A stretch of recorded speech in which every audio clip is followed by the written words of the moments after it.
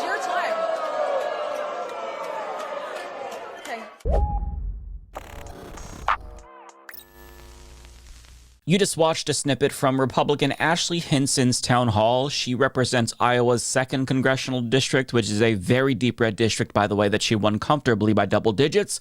But fast forward to today, and it's obvious that her constituents aren't very happy with her since she just voted to give tax cuts to the rich at their expense. And I'm not sure what she was expecting when she said she voted for the big, beautiful bill. But if she was expecting applause, she is delusional.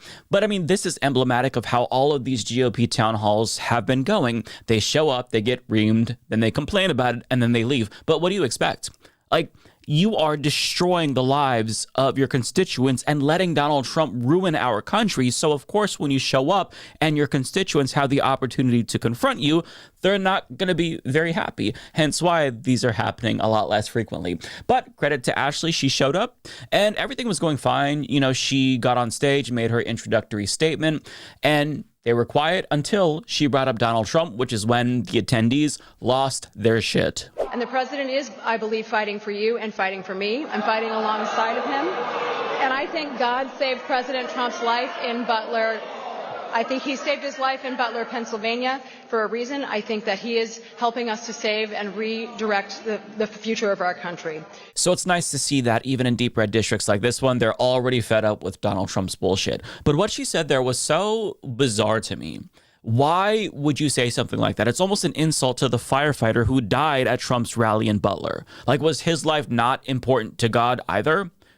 It doesn't make any sense to me. This logic never makes sense. And as you can see, the audience wasn't buying it because they very clearly don't think that Trump is saving the country. Okay? They think he's destroying the country because he is, and they're not too happy with her complicity with his destruction of the country. For example, one attendee asked her about Donald Trump's shameless corruption and why she's not doing anything to rein it in. And as you're going to see, she was deeply offended by a comment that he made when he was asking this question. One of the things I'm really concerned about is the corruption in Washington. There's lots of reasons why somebody like you might be silent. You might be scared to say something. You might actually like to see the corruption. I know there are some that are making a lot of money from it. Or you might not care about it. Could you help me understand why you are silent about this corruption? Well, first of all, Steve, thank you for the question. I think it's really unfair to imply that I like to see corruption in Washington, D.C. I reject that premise wholeheartedly. I am here answering your questions in public because I care about transparency. Just a minute, I'm going to answer your question.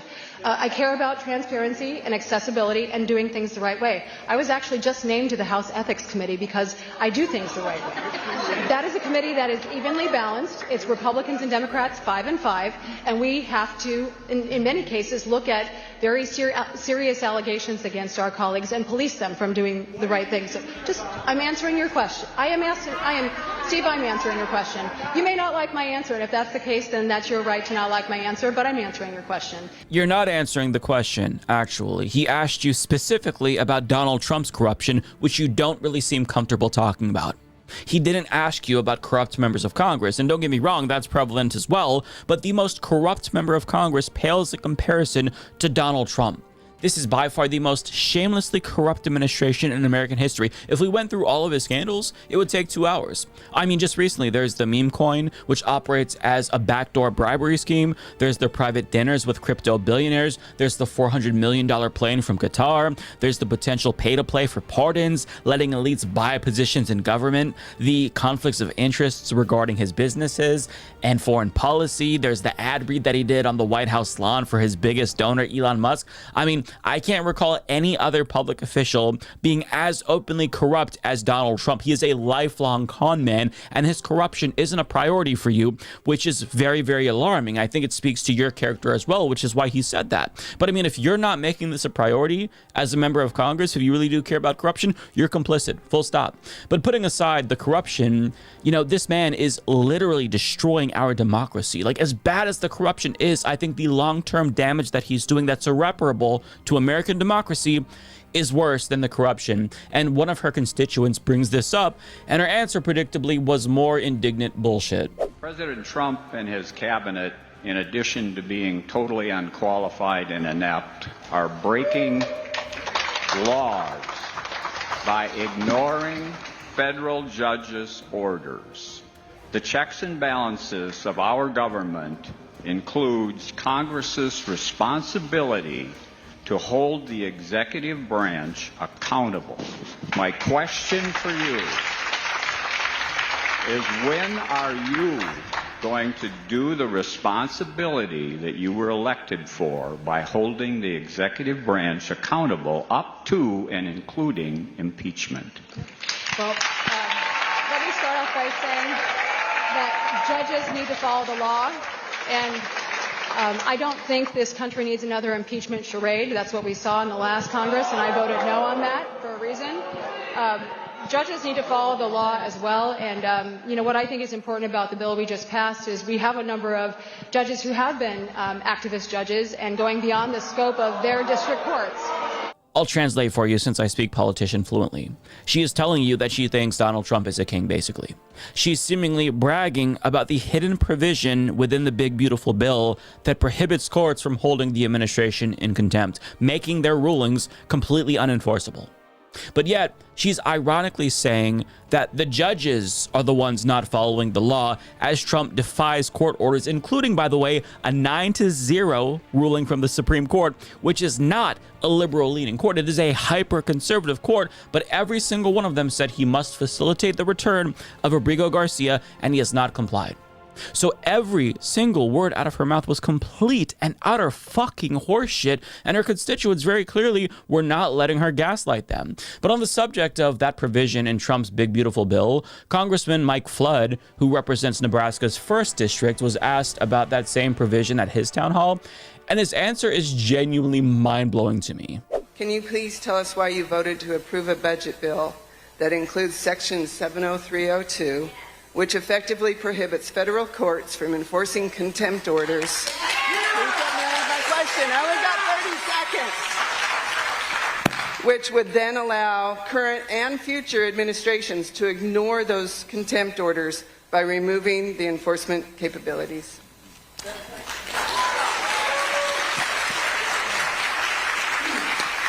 I do not agree with that section that was added to that bill. This provision was unknown to me when I voted for the bill. Okay, next question. Next question. I am not going to hide the truth. What? You didn't know about the provision in the bill that you voted for that strips away enforcement power from courts? You just didn't know?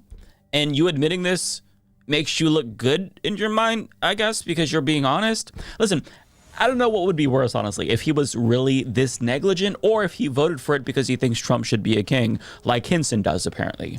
I mean, either way, this is disqualifying, to put it mildly. Now, to be fair, he does go on to say that he expressed concerns to senators about this provision and asked them to correct his fuck up.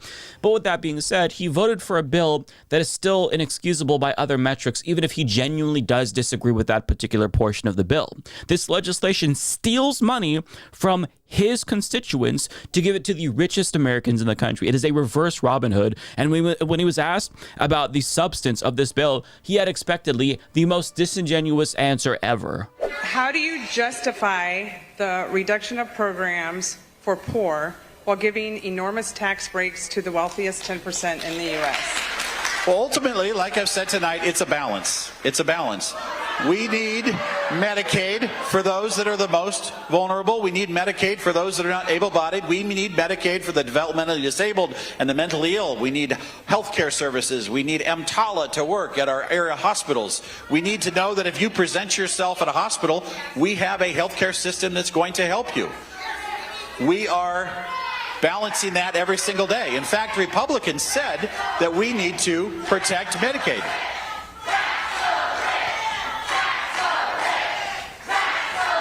All right, next question.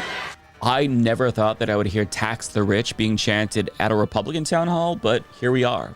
But the obvious question is, if we need Medicaid and you support Medicaid, why did you vote to cut it, dipshit? If you actually believe that, you wouldn't have voted to cut Medicaid. And with regard to something he said about EMTALA, I want to give you some additional context there because it shows you how disgusting this individual is. This is the Emergency Medical Treatment and Labor Act signed into law by Ronald Reagan. Now, what it does is it says that Americans who show up to emergency rooms cannot be turned away if they don't have health insurance. Now, that is objectively good, because I think that if you don't have insurance and you get into an accident or you have an injury, yes, you should get treatment for that. But this is not a long-term solution to America's healthcare crisis, because you still get charged for healthcare that you can't afford. So even if you get treated, you're still going to go into debt and potentially become bankrupt. And it's effectively turned emergency rooms into makeshift doctor's offices for sick Americans who can't be seen by regular physicians, which is a problem because emergency rooms are supposed to be for emergencies. But if you need treatment and you can't get seen anywhere else, what else are you supposed to do? So the fact that this rich prick who's worth almost $8 million thinks EMTALA is adequate healthcare for the poor's is insulting. Every single person in his district should be outraged that they think just going to the emergency room is sufficient for healthcare. The solution is Medicare for all. Any politician in either party that doesn't support that is complicit with the deaths of 68,000 Americans every single year, period. But, I mean, he clearly doesn't care, and not caring would be bad in and of itself, but it's almost like he has contempt for his constituents since he's voted to fuck them over again and again and again. Like, not caring would almost be better than malicious, because it really feels like these politicians are malicious given how every single thing that they support is genuinely destructive, unless you're rich. But, you know, they've been paying attention, all the people in his district, and the feeling is very clearly mutual. As much as he hates them, they hate him more. And I say this because one constituent used her time to just rip him a new asshole and call him a fascist to his face, and she got a standing ovation because of it. And as you're going to see, his fifis were hurt because she said that. The president is destroying our democracy by defying the courts and the Constitution, attacking and silencing free speech in the media, allowing security breaches, erasing history, using tax dollars and presidential power for personal gains, blaming DEI and using it to discriminate, and promoting eugenics and genocide, all while showing signs of cognitive decline. Your votes, actions, and inactions show that you are a fascist politician, so please explain how you are not encouraging fascism, and are you going to invoke articles of impeachment against Trump?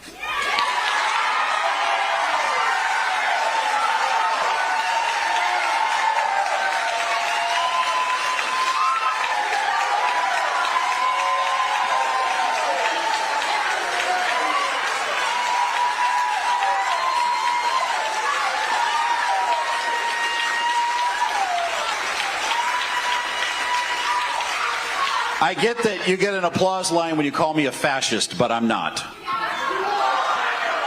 I am not a fascist. I'm an American, and I would never call you something like that. But I can tell you, at the end of the day, we have to live in this country together. I have an opinion about the debt. I believe that we need to cut spending. I believe that we need to figure this out before our financial markets fail. And I will do my best to stand up for you and the Constitution of the United States. Next question. Hell yeah. Credit to that brave woman for speaking truth to power. That is what I think these politicians deserve. If they're going to be fascists, I think that they need to be confronted with the reality of their politics. And what she did there was a public service. But as you saw, he didn't address the substance of her question. And whenever he does address the questions directly, it's just a quick, banal response followed by next question. For example, you know, there was a different town hall that we didn't talk about back in March from the same guy. And a different constituent asked him a really thoughtful question about Doge and Elon Musk's various conflicts of interest.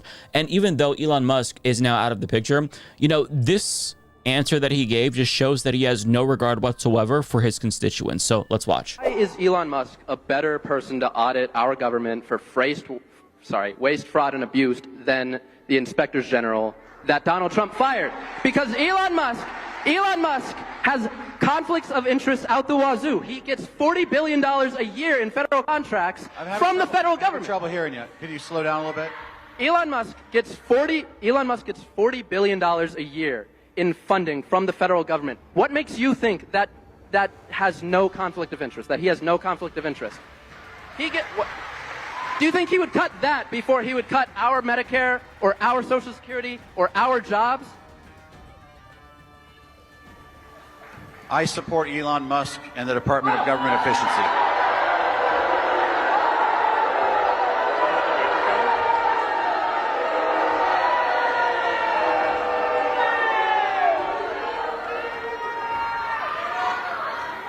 Next question.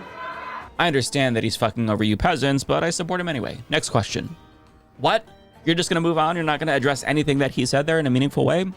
I mean, how are these people not forced to resign in shame? They are so fucking evil. So evil. And they have the audacity to make it seem like they're the ones doing their constituents a favor by holding these town halls in the first place. That is your motherfucking job. Okay? You are a public servant. Your constituents are your boss. You answer to them. But they make it seem like they're kings and queens and they should bow down, like the peasants should bow down in their presence. And if you're Mike Lawler, for example, who's serving New York's 17th district, he has such a low opinion of his constituents that he put up this giant fucking sign of rules for his late April town hall to make sure that the peasants didn't get a little bit too rowdy. And he was deeply offended that his peasants ignored all of those rules and shouted him down the entire time anyway, because, you know, they refused to let him dodge questions that they were asking, which he very much was doing.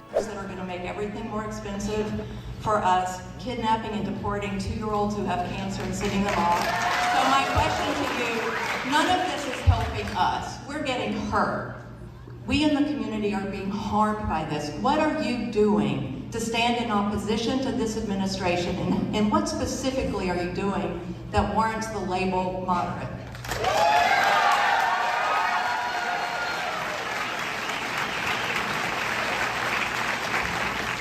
So again, my record speaks for itself. I have been rated the 4th most bipartisan for a reason, which is a very simple fact, that unlike many of my colleagues, I actually do work across the aisle. I actually do sit down with my colleagues. There's not a single local elected official who can honestly say that I have not sat down with them and worked with them regardless of their party. There's not a single one of my Democratic colleagues in the Congress who could say that I don't do that. When it comes to votes, if you want me to answer the questions, let the question be asked, and then listen to the answer. If you're just going to yell back and forth, the time is going to run pretty quick. So, folks. Amazing. Now, you know, he probably wanted to remove the people who were heckling him, but since everyone was heckling him there, well, I mean, you can't remove everyone, but what you can do is make an example out of someone and try to get the other peasants to acquiesce. And that's what he tried to do. And the town hall turned into a complete fucking shit show when he arbitrarily decided to target one old lady because she dared to heckle him after she asked the question and he didn't answer her question. Please detail what your red line is. At what point will you actually stand up for the Constitution?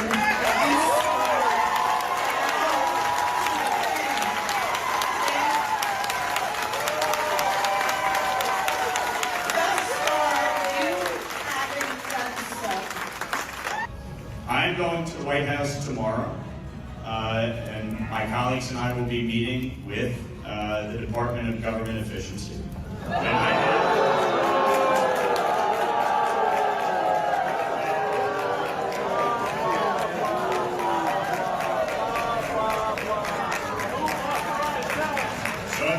If you want me to be able to push back, that requires actually going and talking with.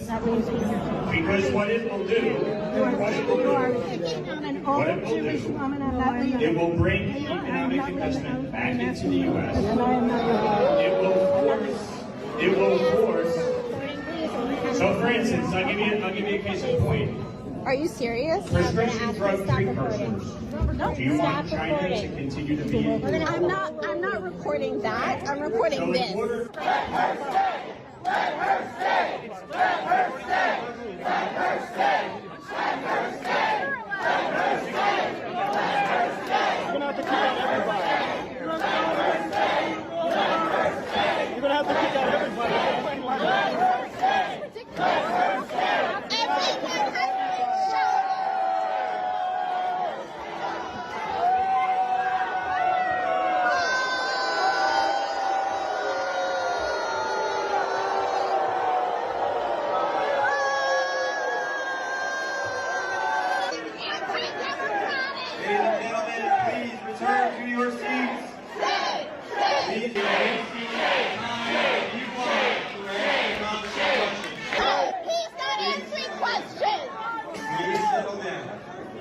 We have a lot of questions to get through. The congressman is giving him his time. Let's get through these questions. So you should keep interrupting as I'm trying to answer the question. Because remember, Great job, Mike. You really showed them. You know, the crowd was certainly more willing to listen to you after you booted out an old lady who was definitely a threat. Maybe you should post some more dumbass rules at the entrance. That'll fucking help. I mean, these people are fucking despicable. And speaking of despicable people, Byron Donalds, who represents Florida's 19th district, was heckled by a pro-Palestinian activist during his town hall in late April. And the bullshit that he spewed in response to her question was genuinely insane.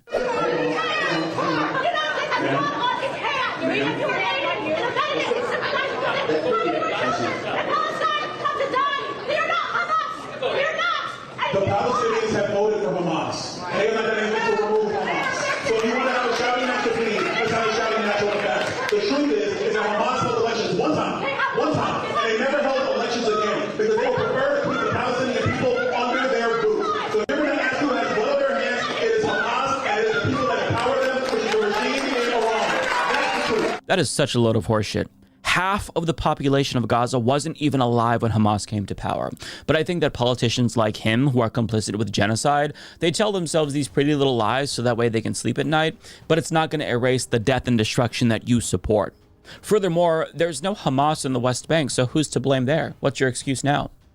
Does Israel ever share any responsibility? Will you ever address their 75-plus year occupation or their defiance of international law and their war crimes? Well, of course not, because this man is a paid shill. He's paid to lie for a rogue genocidal state. And shame on the audience for applauding him, because that was not a good answer. Even though it works on people who are stupid, that was not a good answer. Now, the audience actually seemed split at this town hall.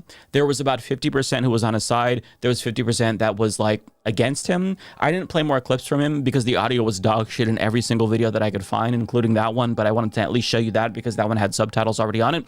But, you know, this man was shouted down the entire fucking time at the town hall. But the one time he seemingly got a little bit of applause was because of his genocide apologia, which shows you that, you know, we still have to do more to raise the salience of this issue. But, you know, credit to that woman for standing up and speaking truth to power, because that's what these town halls are about, you know, and that's what you've got to do. Now, I don't have any more videos for you, but, you know, I'm surprised that Republicans are still holding these town halls, to be honest. But, you know, whenever your representative is going to do something like this, if they're going to hold a town hall or some sort of a meeting, you really should show up and make your voice heard, regardless if your representative is a Republican or a Democrat, because you are their boss at the end of the day. And if you don't think that they're adequately representing you, you have every right to tell them that.